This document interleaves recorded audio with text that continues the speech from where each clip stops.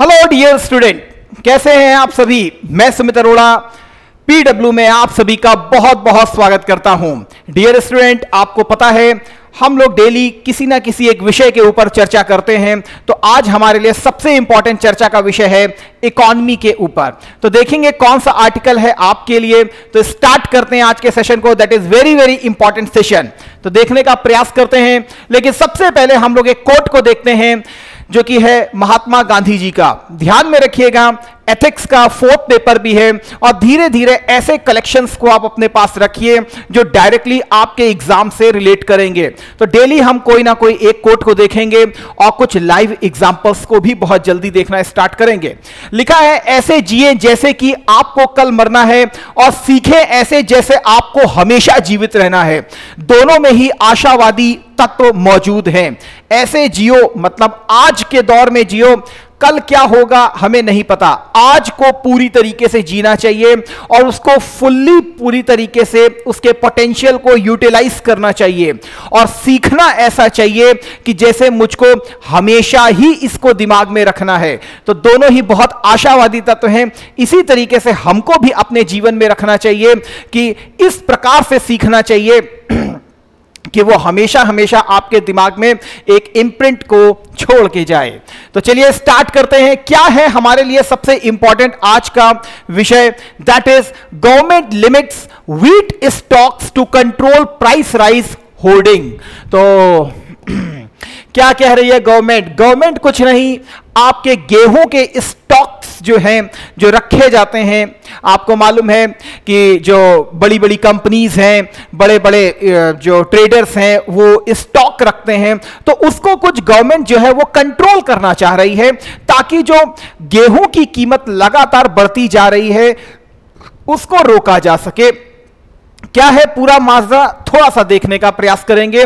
Government reduce wheat stock limit to 2000 tonne, assures ample essential commodity stock. क्या मतलब है इसका कि 2000 टन तक इसने रोका है। देखिए, कोई भी न्यूज एक दिन में डेवलप नहीं होती, लगातार डेवलप होती है। फिलहाल ये इकोनॉमी से संबंधित न्यूज है और सबसे इंपॉर्टेंट जो है फूड आर्टिकल्स के बारे में आपसे चर्चा की जाएगी।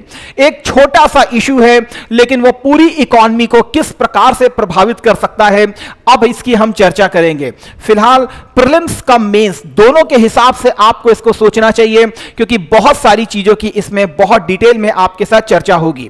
फिलहाल अगर आप देखें तो हिंदू की न्यूज है और 14 सितंबर की ये न्यूज हम देख रहे हैं। इसी प्रकार से 2000 टन का लिखा हुआ है और इसेंशियल कमोडिटी कुछ बात की जा रही। क्या होती है इसेंशियल कमोडिटीज और किस एक्ट के तहत गवर्नमेंट इस प्रकार से काम करती है कि वो व्हीट जो स्टॉक है उसको लिमिट कर सकती है।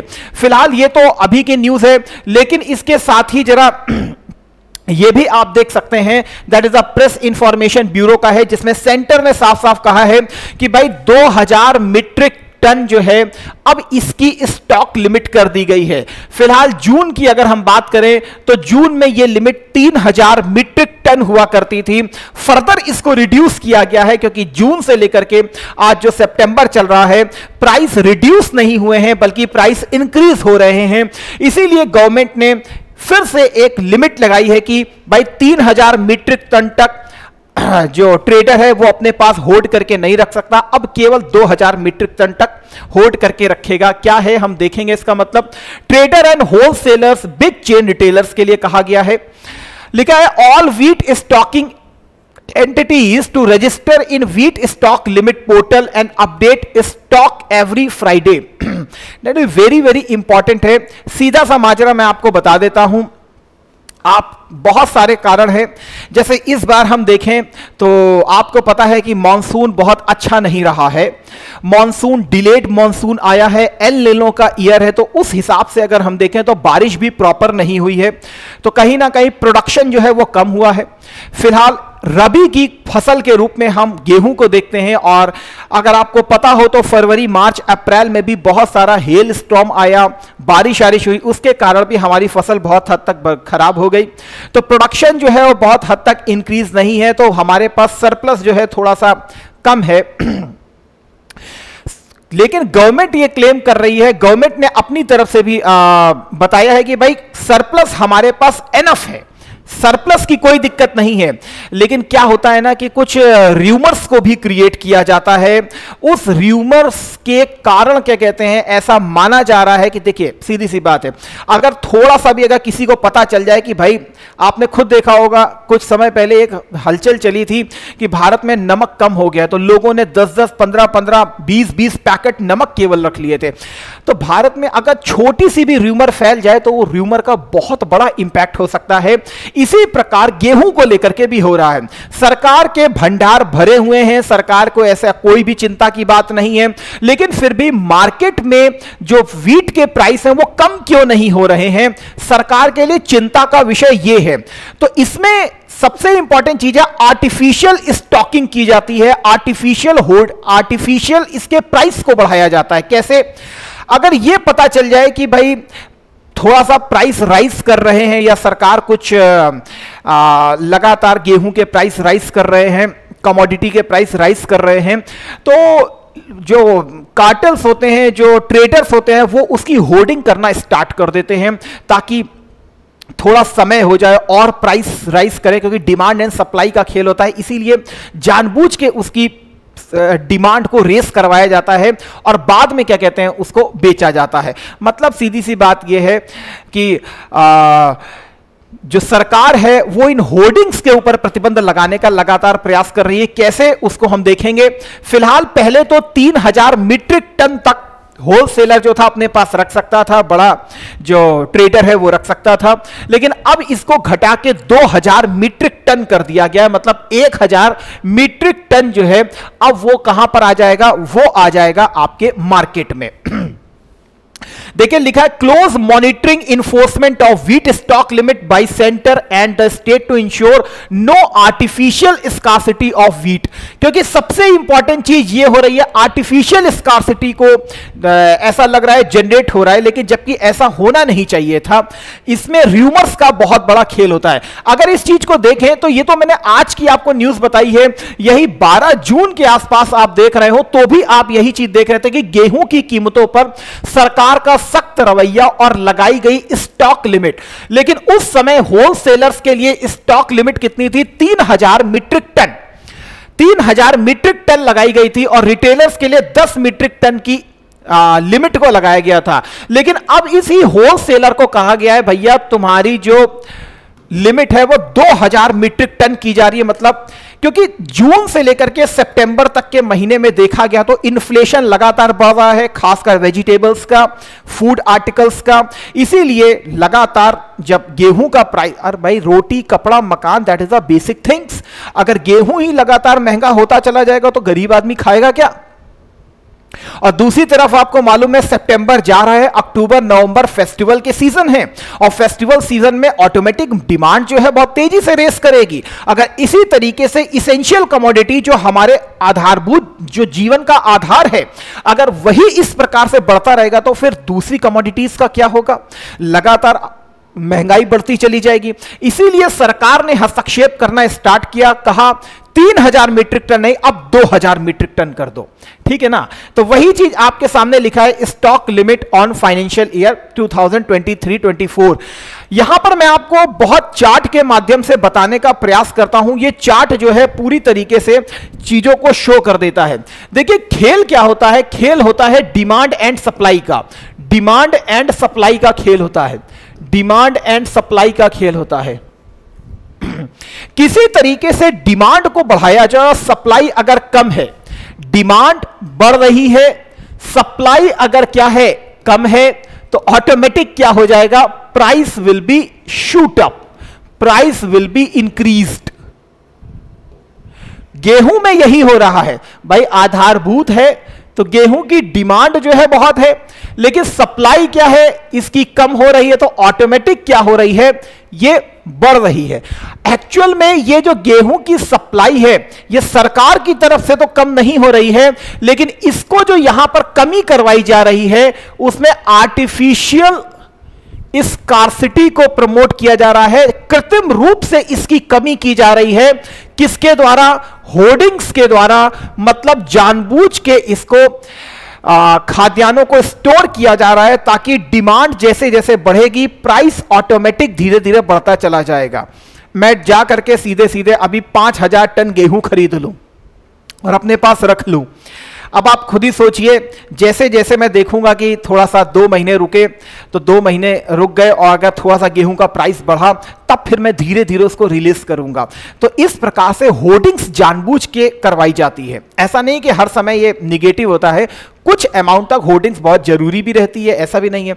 लेकिन जब आर्टिफिशियल तरीके से इसकी कमी को करवाने के लिए होर्डिंग्स ज्यादा से ज्यादा की जाती है तब सरकार इस होर्डिंग को रिलीज करवाती है। जैसे 3000 मीट्रिक टन अभी आपने देखा था, गवर्नमेंट ने लिमिट लगाई थी जून में, लेकिन सरकार खुद देख रही है, जरा इधर देखिए तो आपको यहां दिखाई पड़ेगा दिसंबर 2022, जनवरी, फरवरी, मार्च, अप्रैल, मई। अगर आप देखें तो यहां पर लिखा है सीरियल्स, सीरियल्स का मतलब पूरे अनाज हो गए, व्हीट और राइस। जरा देखिए इस चीज को, व्हीट को अगर देखें तो दिसंबर 2022 में लगभग 22% का इन्फ्लेशन आपको दिखाई पड़ रहा है इसमें। इसी प्रकार देखिए 25%, 25%, 19% कंपैरेटिवली कम हुआ, फिर देखिए 15%, फिर देखिए 12%। मतलब क्या है? मतलब है कि लगातार डबल डिजिट इन्फ्लेशन ग्रोथ हो रही है। और इन्फ्लेशन अगर डबल डिजिट में चल रहा है तो सोचिए कितनी तेजी से महंगाई बढ़ेगी। इसीलिए इसको हर हाल में हमें कम करना ही होगा। अगर यह कम नहीं होगा तो ऑटोमेटिक है कि बहुत तेजी से प्राइस क्या है, शूट अप होना चालू हो जाएंगे। इसीलिए मैं आपको यहां दिखा रहा हूं कि देखिए यह पूरा ट्रेंड आपको दिख रहा है। फरवरी, मार्च, अप्रैल, मई हेल स्टॉर्म भी हुआ, खाद्यान्नों की फसलें भी खराब हुई हैं। यहां पर सप्लाई साइड बॉटलनेक्स है और आर्टिफिशियल होर्डिंग्स को भी यहां प्रमोट किया जा रहा है। तो ऑटोमेटिक क्या हो रहा है कि गेहूं की जो सप्लाई होनी चाहिए मार्केट में वो ऑटोमेटिक कम हो रही है। और जब ऑटोमेटिक कम होगी तो प्राइस क्या होंगे, गेहूं के बढ़ना स्टार्ट हो जाएंगे, क्योंकि डिमांड और सप्लाई का सीधा सीधा खेल आपको यहां पर दिखाई देगा। और जब डिमांड इस प्रकार से बढ़ेगी, प्राइस क्या होंगे इस प्रकार से बढ़ेंगे, तो ऑटोमेटिक मतलब क्या हो गया सर, इन्फ्लेशन जो है वो तेजी से बढ़ना स्टार्ट हो जाएगा। और यदि इन्फ्लेशन एक सीमा से ज्यादा तेजी से बढ़ेगा तो ऑटोमेटिक आप ये बहुत अच्छे से जानते हैं कि महंगाई बढ़ना चालू हो जाएगी। अब खुद आप सोचिए, अगर इतने इसेंशियल आइटम के ऊपर महंगाई बहुत तेजी से बढ़ेगी, गेहूं की अगर तेजी से बढ़ेगी, तो गरीब आदमी का जो मेजर पैसा है वो तो खाद्यान्नों में चला गया। फिर इसका मतलब वो वेजिटेबल और क्या कहते हैं फ्रूट्स, वहां पर उसका खर्चा ऑटोमेटिक कम हो जाएगा। सीधी सी बात है, न्यूट्रिशन ऑटोमेटिक कम होगा। अब न्यूट्रिशन ऑटोमेटिक कम होगा तो फिर से क्या कहते हैं, हंगर इंडेक्स में भारत की रैंक जो है डाउन दिखाई देना स्टार्ट हो जाएगी।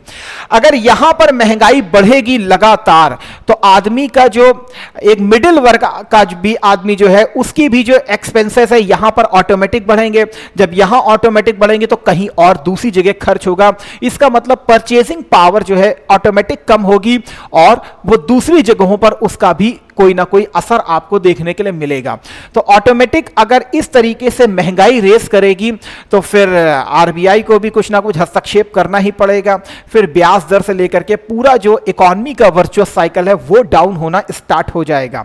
तो आप समझ गए कि छोटी सी चीज कितनी बड़ी आपदा को लाने का दम रखती है। इसी प्रकार से अगर हम देखें तो सरकार ने क्या किया है, इंग्लिश में लिखा हुआ है, थोड़ा सा दिमाग में रखिए। To soften the price of wheat, सरकार ने अब गेहूं के प्राइसेस को कम करने के लिए क्या किया है कि भाई स्टॉक लिमिट 3000 मीट्रिक टन से 2000 मीट्रिक टन कर दी है। इसका मतलब क्या होगा, जो अभी मैंने आपको डिमांड और सप्लाई बताया है, सप्लाई में 3000 मीट्रिक टन पहले रोका गया था, अब क्या कहा गया है कि इसमें 1000 मीट्रिक टन और रिलीज कर दो। अब यह घट के हो गया है 2000, तो मतलब ये 1000 मीट्रिक टन और मार्केट में आ जाएगा। तो इसका मतलब सप्लाई को सरकार बढ़ा देगी और जैसे ही सप्लाई बढ़ेगी तो माना जा रहा है कि प्राइस क्या हो जाएंगे, वो थोड़ा सा कम हो जाएंगे। इसीलिए यहां पर लिखा है कि ट्रेडर्स अब केवल 2000 मीट्रिक टन तक रखेंगे, बाकी 10 metric tonne each outlet retailer वो रखेंगे। इसके अलावा सरकार ने क्या कहा है, देखिए जरा क्या लिखा हुआ है, डिस्पाइट सफिशिएंट स्टॉक अवेलेबल, सरकार के पास प्रॉपर स्टॉक है, फिर भी सरकार को कैसे मालूम चल रहा है कि भाई सप्लाई कम हो रही है, या प्राइसेस तेजी से बढ़ रहे हैं, तो ये एक संस्था की एक इंस्टीट्यूशन की स्थापना की गई थी। जैसे शेयर मार्केट होता है आपका, शेयर मार्केट में हम लोग दूसरी कमोडिटी, दूसरे क्या कहते हैं, व्यापार की ट्रेडिंग एडिंग करते हैं, इसी प्रकार ये NCDEX नामक एक national commodity derivative exchange limited share बाजार में लिस्टेड है। तो इसमें भी क्या कहते हैं, कमोडिटीज की व्यापार होता है, अनाजों का फ्यूचर वायदा व्यापार ये सब होता है। तो अगर यहां पर पता चल जाता है कि भाई प्राइसेस बढ़ रहे हैं या घट रहे हैं, क्योंकि जैसे शेयर मार्केट ऊपर नीचे चलता है, इनका भी इंडेक्स ऊपर नीचे होता रहता है, तो सरकार इस चीज को समझ जाती है कि भाई यहां पर क्या वाकई प्राइस राइज कर रहे हैं या नहीं कर रहे हैं। जून से लेकर के अगस्त तक हम देख रहे थे, जबकि सरकार लगातार एफर्ट के द्वारा क्या कहते हैं आपका गेहूं की सप्लाई को बढ़ा रही थी, फिर भी क्या कहते हैं यहां पर क्या हुआ है, प्राइस जो है वो लगातार बढ़ते हुए देखे गए हैं। ये आप हिंदी में इसको पढ़ सकते हो। NCDEX है क्या, तो मैं आपको बता दूं, that is a exchange limited. देखिए यहां पर पता चल जाता है कि किसका क्या प्राइस चल रहा है, तो किसान भाई को भी पता चल जाता है, ठीक है। अब ये चीज आप पढ़ सकते हो। सरकार ने स्टॉकिंग की सुविधा रख दी है और कहा है कि यदि इसका उल्लंघन किया जाता है, यह सबसे इंपॉर्टेंट है, इसेंशियल कमोडिटीज एक्ट 1955, सरकार किसी भी प्रकार का स्टॉकिंग होर्डिंग्स को कंट्रोल करने के लिए इस प्रकार के एक्ट को यूज करती है, that is essential commodities act. Essential जो हमारे लिए बहुत इंपॉर्टेंट है, कमोडिटीज दैट इज अ खाद्य पदार्थ जो हमारे लिए सबसे इंपॉर्टेंट है, वो एक्ट है।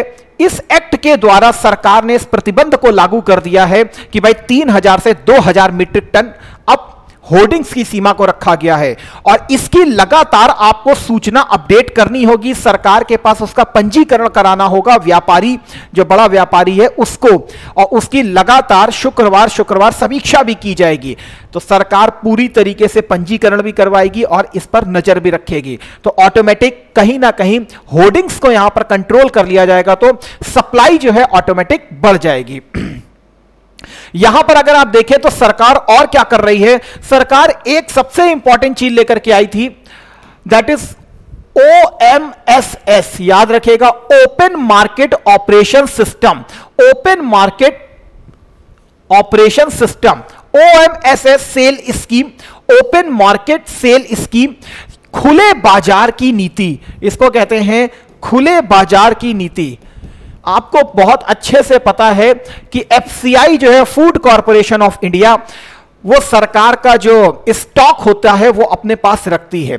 जब जब देखती है कि सप्लाई में कमी हो रही है, यदि कमोडिटीज के प्राइस लगातार बढ़ रहे हैं, तब खुले बाजार की नीति को यूज किया जाता है। इसके तहत FCI जो है वो खुले बाजार में अपना जो स्टॉक होता है उसको ओपन करती है और सप्लाई को बढ़ा देती है।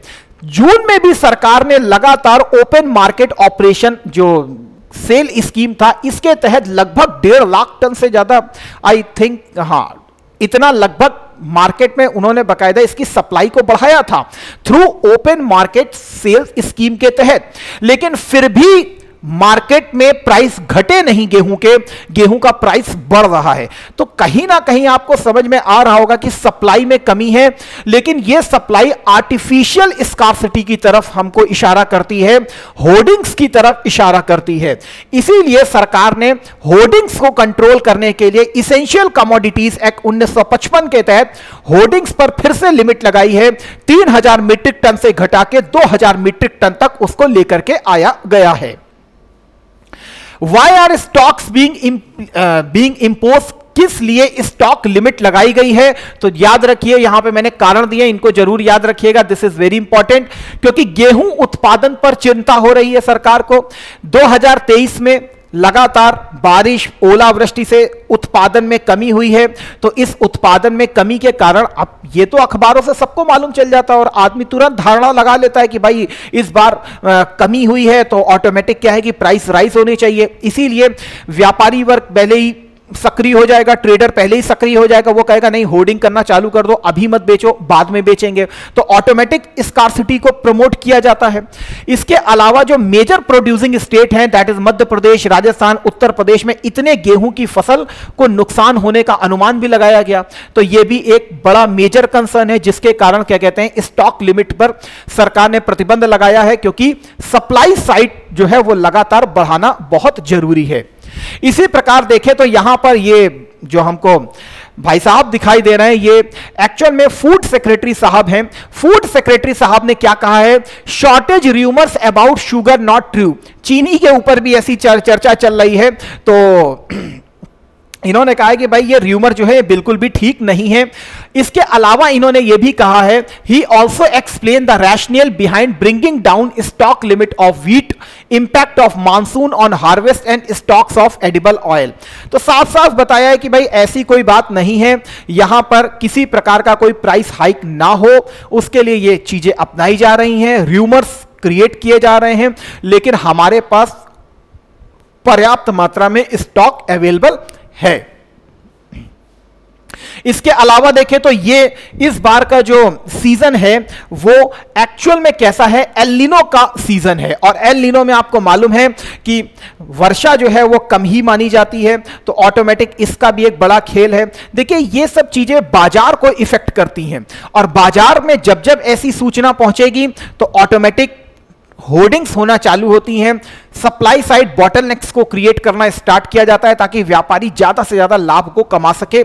इसीलिए सरकार भी यहां पर एक्टिव हुई है। अगर आप एल नीनो को देखें तो आपको यहां दिख रहा है अप्रैल, जून, मई, जुलाई, जून, अगस्त, जुलाई, सितंबर, अगस्त, सितंबर, नवंबर, अक्टूबर, दिसंबर, नवंबर, जनवरी, तो 62% मई, जुलाई और जून, अगस्त में 75%।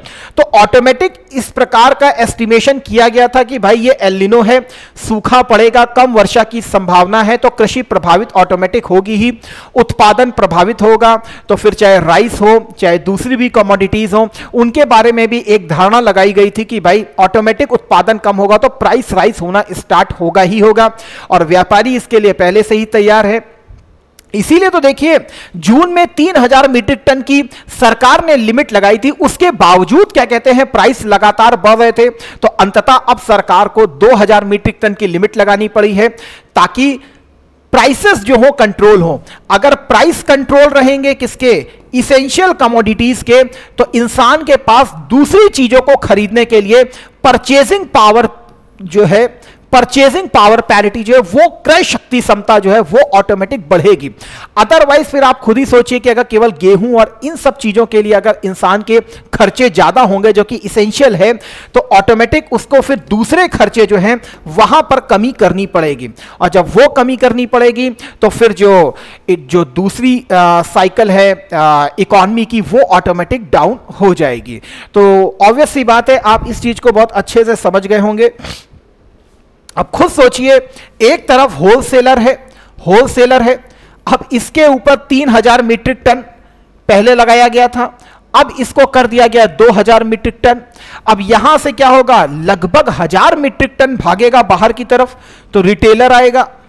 अब रिटेलर के पास ज्यादा से ज्यादा पहुंचेगा क्या, आपका क्या कहते हैं कमोडिटी, और इसके पास है कि 10 मीट्रिक टन तक। यहां पर कौन आएगा, दैट इज कस्टमर और कंज्यूमर। यहां पर ऑटोमेटिक क्या हो जाएगी, सप्लाई बढ़ जाएगी, तो ऑटोमेटिक प्राइस जो होंगे कमोडिटी के वो क्या हो जाएंगे, डाउन हो जाएंगे। तो ऑटोमेटिक जो है गेहूं के दाम कम होने के लिए सरकार जो है एक्टिव है, इस प्रकार के प्रोसेस को अपनाया जा रहा है। क्या कारण है जो गेहूं के दाम बढ़ रहे हैं, तो ये भी मैंने आपको बता दिया कि एक तो होर्डिंग्स है, दूसरा इस प्रकार का एल नीनो ईयर है, उसी प्रकार जो है क्लाइमेट चेंज फैक्टर के कारण भी फसल जो है वो खराब हुई है। इसके अलावा ग्लोबल क्या कहते हैं इश्यूज भी हो सकते हैं, जिसके कारण रशिया और यूक्रेन का आप युद्ध देख रहे हैं, और क्या कहते हैं सप्लाई जो है ऑटोमेटिक क्या है पूरे विश्व में भी डाउन है। तो ऑटोमेटिक गेहूं का प्राइस जो है इसेंशियल कमोडिटीज का प्राइस राइज कर रहा है। तो आई होप सो आप इस चीज को समझ गए होंगे। तो फिलहाल ये एक छोटी सी न्यूज थी जिसके बारे में आपसे मैंने चर्चा की है, तो थोड़ा सा इसके बारे में सोचिएगा, that is very very important, क्योंकि ये आपके डायरेक्टली पेपर थर्ड से रिलेट करेगी। और पेपर थर्ड में सबसे इंपॉर्टेंट चीज है आपका दिस वन, कृषि और आपका जो इसेंशियल कमोडिटीज है, एक्ट 1955 क्या है, उसके तहत सरकार इसके ऊपर क्या कर रही है, प्रतिबंध लगा रही है, होर्डिंग्स को कंट्रोल कर रही है। तो इस प्रकार की चीजें आपको थोड़ा सा जाननी चाहिए। आई होप सो आप इस चीज को समझ गए होंगे। Thank you. जय हिंद, जय भारत, वंदे मातरम।